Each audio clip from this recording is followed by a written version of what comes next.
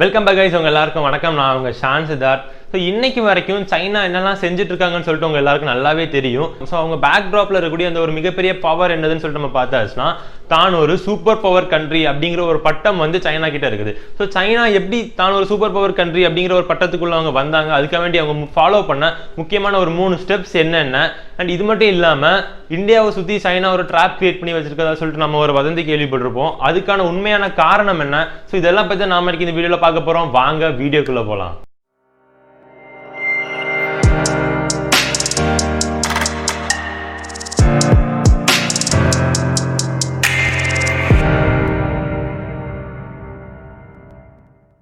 இந்தியாவுக்கு ஃப்ரீடம் கிடைச்சது 1947ல. ஸோ இதே சைனா பார்த்தாச்சுன்னா 1949ல. ஸோ என்னதான் இந்தியா சைனாக்கு இந்த 3 வருஷம் கேப் இருந்தாலும் அடுத்த 30 வருஷத்துக்குமே இந்தியா சைனான்னு சொல்லிட்டு 2 நாடுமே ஒரு நாட்டுக்கு சலிச்ச நாடு இல்லைன்னு சொல்லிட்டு ஈக்குவலா காம்படிட் பண்ணிட்டு வந்துட்டு இருந்தாங்க. ஸோ திடீர்னு 1980ல என்ன ஆச்சுது?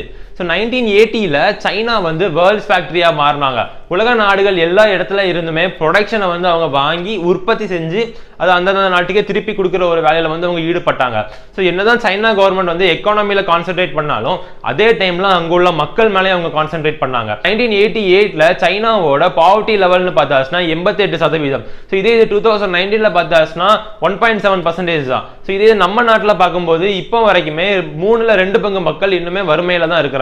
ஸோ இது எல்லாத்தையுமே சைனா எப்படி மீண்டு வந்தாங்க அண்ட் எப்படி ஒரு சூப்பர் பவர் கண்ட்ரி ஆனாங்க, இதுக்கு அவங்க ஃபாலோ பண்ண முக்கியமான 3 ஸ்டெப்ஸ்ல ஸ்டெப் நம்பர் 1 பார்த்தாச்சுன்னா skilled labours. So skilled labours, so unskilled லேபர்ஸ்க்கும் ஸ்கில்டு லேபர்ஸ்க்கும் நிறையவே வித்தியாசம் இருக்குது. ஸோ ஸ்கில்டு லேபர்ஸோட அசட்டா நம்ம கன்சிடர் பண்றது என்னன்னா அவங்களோட எக்ஸ்பீரியன்ஸ். ஸ்கில்டு லேபர்ஸோட எக்ஸ்பீரியன்ஸ் தான் அவங்களோட அசட்டா மாறுது. அண்ட் அந்த ஸ்கில்டு லேபர்ஸ் எந்தெந்த கம்பெனில ஒர்க் பண்றாங்களோ அந்த கம்பெனியோட அசட்டா அந்த ஸ்கில்டு லேபர்ஸ் மாறுறாங்க. ஸோ சைனாவோட மிகப்பெரிய சொத்து என்னன்னு பார்த்தாச்சுன்னா அவங்களோட பாப்புலேஷன். அவங்களோட பாப்புலேஷன் ஃபுல்லாவே ஸ்கில்டு லேபர்ஸா இருக்கிறதுக்கான காரணம் என்ன? ஸோ ஸ்கூல்லையும் சரி காலேஜஸ்லயும் சரி சைனா கவர்மெண்ட் வந்து ஒகேஷனல் ட்ரைனிங்னு சொல்லிட்டு ஒன்று ஸ்டார்ட் பண்றாங்க. ஸோ ஒகேஷனல் ட்ரைனிங்னா செயல்முறை கல்வி, பிராக்டிக்கல் நாலேஜை வந்து அங்கே உள்ள ஸ்டூடெண்ட்ஸுக்கு வந்து அவங்க இம்ப்ரூவ் பண்றாங்க. ஸோ ஸ்கூலிங் ஃபுல்லாகவே அவங்க வந்து ப்ராக்டிக்கல் நாலேஜை இம்ப்ரூவ் பண்ணுறாங்க. அண்ட் காலேஜ்லையும் அவங்க அதே தான் பண்ணுறாங்க. ஸோ ஆஃப்டர் அவங்களோட காலேஜ் ஸ்டடீஸ் முடிஞ்சதுக்கப்புறம் அவங்களோட இன்டர்ன்ஷிப்பில் வந்து அவங்க வந்து எதில் திறமைசாலின்னு கண்டுபிடிச்சி அதாவே அவங்களோட கரியராக சூஸ் பண்ணிட்டு அவங்க போகிறாங்க with China government support. So இதே இது நம்ம நாட்டில் பார்த்தாச்சுன்னா ஒரு காலேஜ் முடிஞ்சதுக்கப்புறம் இன்டர்ன்ஷிப் நடக்கும். ஆனால் அந்த இன்டர்ன்ஷிப்பில் எல்லாருக்குமே ஜாப் கேரண்டி இருக்குமான்னு பார்த்தாச்சுன்னா இல்லை. ஸோ இதனாலேயே நிறைய ஏழை மக்கள் வந்து என்ன பண்ணுவாங்கன்னா அவங்கள்ட்ட இருக்கக்கூடிய கொஞ்சம் காசை வச்சுட்டு அவங்களோட பசங்களை படிக்க அனுப்பி அப்புறம் அவங்க வந்து காலேஜ்ல இன்டர்ன்ஷிப்ல வேலை கிடைக்கலன்னா அப்படிங்கிற ஒரு தாட்ல வந்து அவங்கள வந்து படிக்கிறதுக்கே விட மாட்டேங்கிறாங்க. ஸோ இதனால கிடைக்கிறது அந்த பையனோட வாழ்க்கை மட்டுமே இல்லை, ஒரு ஜென்ரேஷனே அந்த இடத்துல பிளாக் ஆகுது. ஸோ எஜுகேஷன் எவ்வளவுக்கு இம்பார்ட்டன்ட் சொல்லிட்டு நம்ம நாட்டில் உள்ள மக்கள் எல்லாருக்குமே கண்டிப்பா புரியணும். அடுத்ததா ஸ்டெப் நம்பர் 2. ஸ்டெப் நம்பர் 2 வந்து நம்ம வந்து 2 பார்ட்டா பிரிக்கலாம். ஒன்னு கிளஸ்டர் டெவலப்மெண்ட், இன்னொன்னு migration control. So cluster development அப்படின்னா என்னன்னா, இப்போ ஒரு பில்டர் இருக்காங்கன்னா அவங்களுக்கு வந்து வீடு கட்டுறதுக்கு தேவையான செங்கல், cement, plumbing item, electric item இது எல்லாமே ஒரு இடத்துல இருந்து வரும். செங்கல் ஒரு இடத்துல இருந்து வரும், சிமெண்ட் இன்னொரு இடத்துல இருந்து வரும், அண்ட் அதுக்கான ஸ்டீல் இன்னொரு இடத்துல இருந்து வரும். ஸோ இதனால நம்ம வந்து வேஸ்ட் பண்றது நம்மளோட டைம் அண்ட் நம்மளோட மணி. ஸோ இது எல்லாத்தையுமே அவாய்ட் பண்ற டைப் ஆட்டு தான் சைனா கவர்மெண்ட் வந்து அவங்க ஒரு ஸ்டெப் எடுத்திருக்காங்க. அதான் கிளஸ்டர் டெவலப்மெண்ட். ஸோ இப்போ நம்ம வந்து எப்படி சூப்பர் மார்க்கெட்டுக்கு போனோம்னா அங்கே வந்து நமக்கு தேவையான வெஜிடபிள்ஸ், ஃப்ரூட்ஸு அண்ட் வேற ஏதாவது கிராசரி திங்ஸ் இந்த மாதிரி எல்லா டைப் ஆஃப் ஐட்டமும் வந்து நமக்கு வந்து சூப்பர் மார்க்கெட்ல கிடைக்கும். ஸோ ஒரே ஐட்டம் தான், ஆனால் வேற வேற ரேட்ல நமக்கு இருக்கும். ஸோ இதனாலேயே நம்ம வந்து டைமையும் சேவ் பண்ணிக்கலாம் அண்ட் மணியையும் சேவ் பண்ணிக்கலாம். ஸோ இதே சூப்பர் மார்க்கெட் கான்செப்டை தான் சைனா வந்து கிளஸ்டர் டெவலப்மெண்ட்ங்கிற பேர்ல வந்து அவங்க வந்து இம்ப்ளிமெண்ட் பண்ணியிருக்காங்க. ஸோ பில்டிங்ஸ் கன்ஸ்ட்ரக்ஷன் மட்டும்தான் அங்கே கிடைக்குமான்னு பார்த்தாச்சுன்னா அப்படி இல்லை. ஸோ எல்லா வகையான தொழில் ரீதியான எல்லா பொருட்களுமே ஒரே இடத்துல கிடைக்கிற மாதிரி அவங்க வந்து ஒரு செட்டப் பண்ணியிருக்காங்க. ஸோ தான் கிளஸ்டர் டெவலப்மெண்ட். அண்ட் இதுல செகண்ட் ஸ்டெப்ல வந்து 2வது பார்ட்னு பார்த்தாச்சுன்னா மைக்ரேஷன் கண்ட்ரோல். ஸோ எந்த இடத்துல டெவலப்மெண்ட் அதிகமா இருக்கும் அப்படின்னு பார்த்தாச்சுன்னா மக்கள் தொகை எங்க அதிகமா இருக்காங்களோ அங்கதான் டெவலப்மெண்ட் அதிகமா இருக்கும். ஸோ மக்கள் வந்து எங்க அதிகமா இருப்பாங்க? சிட்டிஸ்ல. ஸோ இதனாலதான் சிட்டிஸ் மட்டும் அதிகமா டெவலப் ஆயிட்டே இருக்குது. இது நம்ம நாட்டை கம்பேர் பண்ணும்போது நம்ம நாட்டிலேயே சிட்டிஸ் இருக்குது, ஆனா அது வந்து ஓவர் பாப்புலேட்டா இருக்குது. அண்ட் இந்த கொரோனா கிரைசிஸ்ல வந்து இந்த ஓவர் பாப்புலேட்டட் தான் அங்குள்ள மக்களுக்கு ஒரு மிகப்பெரிய ஆபத்தாகவும் அமைஞ்சுது. ஸோ இதனாலேயே நிறைய பேர் அவங்களோட லைஃபை வந்து ரிஸ்க்ல வைக்கிறாங்க. ஸோ இப்போ அவங்களோட லைஃப் வேண்டி அவங்க மறுபடியும் அவங்களோட சொந்த ஊருக்கு திரும்பி வரதுக்கான முயற்சியில் எல்லாரும் இருந்துட்டு இருக்காங்க. இந்த மாதிரி எதுவுமே ஆயிடக்கூடாதுன்னு சொல்லிட்டு சைனா எடுத்த ஒரு முடிவு தான் மைக்ரேஷன் கண்ட்ரோல். இப்போ நாம வந்து நம்ம சொந்த ஊர்ல இருந்து வந்து ஷிஃப்ட் ஆகணும், டெம்பரவரியா ஷிஃப்ட் ஆனாலோ இல்ல பெர்மனண்டா ஷிஃப்ட் ஆனாலோ சைனா கவர்மெண்ட் வந்து முதல்ல அங்க உள்ள மக்களுக்கான சலுகைகளை வந்து கட் பண்றாங்க.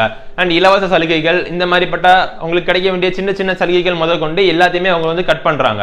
ஸோ இப்போ ஒரு மனுஷனுக்கு வந்து சலுகை இல்லைன்னா அவன் வந்து கண்டிப்பா அதை இடத்த விட்டு இன்னொரு இடத்துக்கு மாறதுக்காக வேண்டி யோசிப்பான். அண்ட் இது மட்டும் இல்லாம மைக்ரேஷனை வந்து அவங்க கண்ட்ரோல் பண்றதுக்காக வேண்டி இப்போ நம்ம இருக்கிற இடத்துலயே ஒரு சின்னதா ஒரு ஸ்மால் ஸ்கேல் இண்டஸ்ட்ரீஸோ இல்லை ஒரு லோக்கல் பிசினஸோ சைனா கவர்மெண்ட் வந்து ஸ்டார்ட் பண்றதுக்காக வேண்டி வலியுறுத்துறாங்க.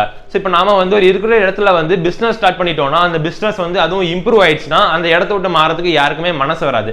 ஸோ இந்த மாதிரி சின்ன சின்ன ட்ரிக்ஸை வச்சுட்டு சைனா கவர்மெண்ட் வந்து மைக்ரேஷனை கண்ட்ரோல் பண்றாங்க. Step number 3 government plus business. So China எடுத்த இந்த முக்கியமான 3 ஸ்டெப்ல இந்த ஸ்டெப் நம்பர் 3 வந்து கொஞ்சம் டேஞ்சரான ஸ்டெப்னு சொல்லலாம். ஏன்னா இந்த ஸ்டெப்ல தான் சைனா வந்து ஒரு குரூஷியலான ஒரு மூவ் எடுத்து வைக்கிறாங்க. ஸோ இப்போ பக்கத்து நாடுகள் ஏதாவது ஒரு நாட்டுக்கு வந்து லோன் தேவைப்படுது. ஸோ உலக வங்கியில் அவங்க கேட்குற அமௌண்ட்டை விட 2 மடங்கு 3 மடங்கு அதிகமாக சைனா வந்து அந்த நாடுகளுக்கு லோன் கொடுக்குறாங்க. லோன் கொடுத்துக்கிட்டு அந்த நாட்டுக்கு என்ன தேவைன்னு புரிஞ்சுட்டு அந்த தேவையை பூர்த்தி செய்யற விதமான ஒரு கம்பெனியை வந்து அதாவது சைனா கம்பெனியை வந்து சைனாவே ஹையர் பண்ண வைக்கிறாங்க. அண்ட் இதனால அவங்களுக்கு வந்து 2 மடங்கு லாபம் கிடைக்கும். ஏன்னா அவங்க கொடுத்த அமௌண்ட்டுக்கு அவங்க வந்து இன்ட்ரெஸ்ட்டும் பே பண்ணணும்.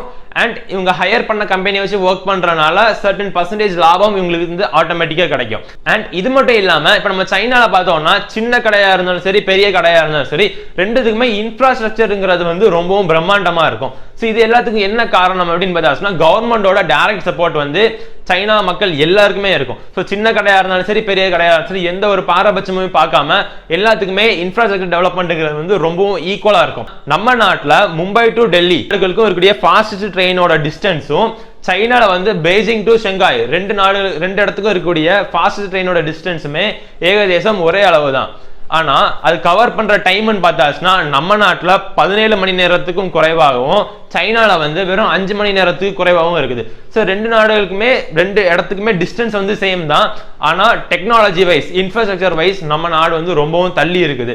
ஸோ அண்ட் இந்த வீடியோட ஸ்டார்டிங்ல நான் அவங்க எல்லாத்தையும் சொல்லியிருப்பேன் இந்த இந்தியாவை சுத்தி வந்து சைனா ஒரு ட்ராப் கிரியேட் பண்ணி வச்சிருக்காங்கன்னு சொல்லிட்டு. இதுக்கு காரணமுமே இந்த ஸ்டெப் நம்பர் 3 தாங்க. இதனால தான் நான் வந்து இந்த ஸ்டெப்பை வந்து ஒரு டேஞ்சரான ஸ்டெப்னு சொல்லியிருந்தேன். ஸோ எப்படி வந்து சைனா வந்து ஒரு நாடுகளுக்கு லோன் கொடுத்துட்டு அதுக்கான இன்ட்ரெஸ்ட் போடுறாங்களோ அந்த இன்ட்ரெஸ்ட்டை வந்து கட்ட முடியாம அந்த நாடு தவிச்சிச்சுன்னா சைனா வந்து அந்த நாட்டில் அவங்களோட ஆதிக்கத்தை செலுத்துறாங்க.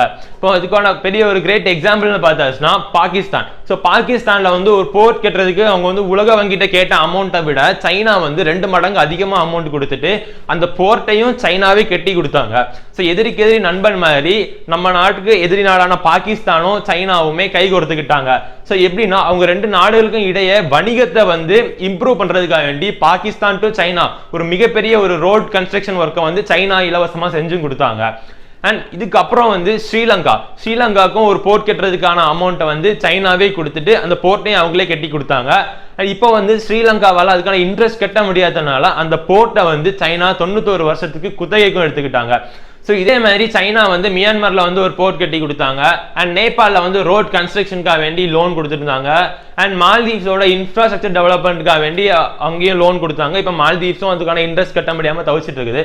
ஸோ இதே அந்தந்த நாடுகளில் வந்து சைனாவோட ஆதிக்கம் வந்து ரொம்பவும் அதிகமாயிட்டு இருக்கும். ஸோ இப்போ வந்து நேபாள் எப்படி நம்மளை அகேன்ஸ்ட் பண்ணாங்க அதுக்கு என்ன காரணம்னு பார்த்தாச்சுன்னா இது அங்கே சைனா கொடுத்த அமௌண்ட்டை வந்து அவங்களுக்கு இன்ட்ரெஸ்ட் கட்ட முடியாதனால சைனாவோட ஆதிக்கம் ஆட்டோமேட்டிக்கா நேபாளுக்கு போச்சு. அண்ட் நேபாள் வந்து நம்மளை எதிர்க்க தொடங்கினாங்க. அண்ட் இப்போ பங்களாதேஷ் நம்மளை எதிர்க்கிற ஒரு சிச்சுவேஷன் வர மாதிரி இருக்குன்னு சொல்லிட்டு நம்ம எல்லாரும் கணிச்சிருப்போம். ஸோ அதுக்கு என்ன காரணம்னு பார்த்தாச்சுன்னா பங்களாதேஷோட மெயின் இம்போர்ட் அண்ட் எக்ஸ்போர்ட்டை வந்து கிளாத். இந்த லாக்டவுன் பீரியட்ல வந்து எந்த ஒரு இம்போர்ட் எக்ஸ்போர்ட் வந்து பெரிய அளவுக்கு இல்லாதனால பங்களாதேஷ் வந்து ஒரு மிகப்பெரிய கிரைசிஸை சந்திச்சிட்டு இருக்குது. அண்ட் இதுல இருந்து அவங்க எப்படி மீண்டு வரும்போது சைனாவும் பங்களாதேஷும் ஒரு அக்ரிமெண்ட் போட்டதாட்டு ஒரு நியூஸ் வெளியே வந்துச்சு. ஸோ அது எந்த அளவுக்கு உண்மைன்னு தெரியல. சப்போஸ் இந்த நியூஸ் வந்து உண்மையா இருந்துச்சுன்னா பங்களாதேஷும் நம்மளை வந்து அகேன்ஸ்ட் பண்றதுல வந்து எந்த ஒரு ஆச்சரியமும் இல்லை. ஸோ இப்போ இன்கேஸ் வந்து இப்போ இந்தியா சைனாக்கு வந்து ஒரு வாரன் வந்துச்சுன்னா ஸ்ரீலங்காவில் உள்ள போர்ட்டு மியான்மரில் உள்ள போர்ட்டு அண்ட் பாகிஸ்தானில் உள்ள போர்ட் இது எல்லாமே சைனாவோட ராணுவ தளங்களாக மாறதுக்கான வாய்ப்பு இருக்குது. ஸோ இதுக்கு எல்லாத்துக்குமே என்ன ரீசன் பேக்ரவுண்டில் என்ன இருக்குது நான் ஸ்டார்டிங்லேயே சொன்ன மாதிரி சைனா வந்து ஒரு சூப்பர் பவர் கண்ட்ரி அப்படிங்கிற ஒரு பட்டம் அவங்கள்ட்ட இருக்கிறனால தான். ஸோ இது வந்து அவங்க எடுத்ததுக்கு காரணம் அவங்க வந்து எல்லா தொழிலையுமே அவங்களோட காலடி தளத்தை வந்து அவங்க பயிற்சிருக்காங்க. ஆனால் நம்ம நாட்டில் இப்போ எஜுகேஷன் பார்த்தாச்சுன்னா எல்லாருமே ஓடோடி போகிறது வந்து இன்ஜினியரிங் அண்ட் டாக்டர். ஸோ இந்த ரெண்டு விட்டாச்சுன்னா நம்ம நாட்டில் வந்து நம்ம வேற எதுக்குமே ஒரு ஸ்டெப் எடுத்து வைக்கிறதே இல்லை. ஸோ நம்ம எப்போ எல்லா செக்டார்லையும் நம்மளோட காலேஜ் இடத்தை பதிக்கிறோமோ அன்னைக்கு நம்ம நாடுமே ஒரு சூப்பர் பவர் கண்ட்ரியா மாறதுக்கான வாய்ப்பு வந்து 100% இருக்குது. நம்ம நாட்டில் உள்ள எல்லாருக்குமே எஜுகேஷனோட இம்பார்ட்டன்ஸ் வந்து நம்ம தெரிய வைக்கணும். ஸோ எஜுகேஷன் செக்டார்ல வந்து மொத்தமே இன்ஜினியரிங் டாக்டர் மட்டும் இல்லை அண்ட் அதுலயுமே நிறைய பிரிவுகள் இருக்குங்கிற சொல்லிட்டு நம்ம எல்லாருக்குமே புரிய வைக்கணும். ஸோ எப்போ ஒருத்தன் தான் எதுல சிறந்தவன் தெரிஞ்சு அந்த செக்டாரை நோக்கி அவன் பயணம் பண்றானோ அந்த இடத்துல அவனோட காலேஜ் இடத்த அவன் பதிச்சிட்டான்னா, அதே மாதிரி எல்லாருமே பதிச்சாங்கன்னா நம்ம நாடும் கண்டிப்பா ஒரு சூப்பர் பவர் கண்ட்ரியா மாறதுக்கான வாய்ப்பு 100% இருக்குது. ஸோ இப்படிங்கிற ஒரு விதையை வந்து நாம வந்து நமக்கு இனி அடுத்த வரக்கூடிய ஜென்ரேஷன் மனசுல வச்சோம்னா அவங்க கண்டிப்பா நம்ம நாட்டை வந்து ஒரு சூப்பர் பவர் நாடா மாத்துவாங்க. அண்ட் இந்த வீடியோ உங்களுக்கு பிடிச்சிருந்துச்சுன்னா மறக்காம லைக் பண்ணுங்க, ஷேர் பண்ணுங்க, அப்புறம் நம்ம சேனலுக்கு சப்ஸ்கிரைப் பண்ணுங்க. தேங்க்யூ.